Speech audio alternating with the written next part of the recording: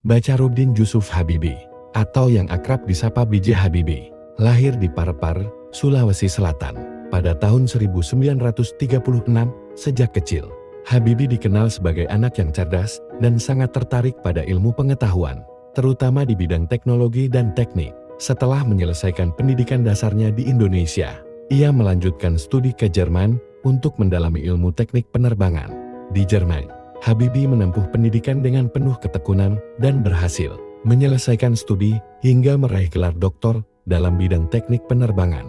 Tantangan hidup di negeri asing tidaklah mudah, terutama karena harus hidup jauh dari keluarga. Namun, kegigihan dan semangat pantang menyerah membuatnya tetap fokus pada tujuannya. Ia bekerja keras untuk bisa membiayai kuliahnya sendiri sambil menuntut ilmu. Pencapaian di dunia teknologi. Habibie kemudian bekerja di berbagai perusahaan penerbangan besar di Jerman, termasuk Messerschmitt Bell Blohm, di mana ia terlibat dalam pengembangan pesawat terbang. Ia bahkan berhasil menemukan teori track progression, yang menjadi solusi untuk masalah retakan pada sayap pesawat. Sebuah penemuan yang membawa nama Habibie dikenal di dunia internasional. Habibie tidak hanya berhenti di situ. Ia juga memiliki mimpi besar untuk membangun industri penerbangan di Indonesia. Pada tahun 1976, ia kembali ke tanah air atas permintaan Presiden Soeharto dan diangkat menjadi Menteri Riset dan Teknologi. Disinilah ia mulai mengembangkan industri dirgantara nasional. Salah satunya dengan mendirikan industri pesawat terbang Nusantara IPTN. Mimpi Habibie untuk melihat Indonesia mampu memproduksi pesawat terbang akhirnya terwujud dengan terciptanya pesawat N250 Gatot Kaca. Pesawat pertama yang dirancang dan diproduksi oleh Indonesia, menjadi presiden dan reformasi.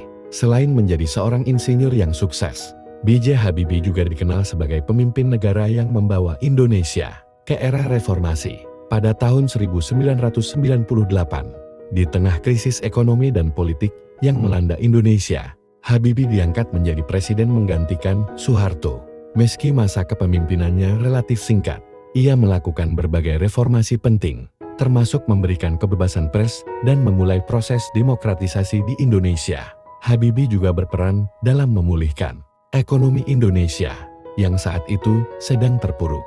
Meskipun masa jabatannya hanya 1,5 tahun, ia dikenang sebagai pemimpin yang tegas, cerdas, dan memiliki visi besar untuk kemajuan bangsa. Pelajaran dari B.J. Habibie. Kisah B.J. Habibie mengajarkan kita banyak hal, terutama tentang semangat pantang menyerah, dedikasi, dan mimpi besar untuk memajukan bangsa. Meski mengalami berbagai tantangan dalam hidup, ia tidak pernah berhenti berusaha mencapai cita-citanya. Habibie membuktikan bahwa dengan ilmu pengetahuan dan kegigihan, seseorang bisa memberikan kontribusi besar tidak hanya bagi dirinya sendiri, tetapi juga bagi negaranya. Habibie juga dikenal sebagai sosok yang rendah hati dan mencintai keluarganya.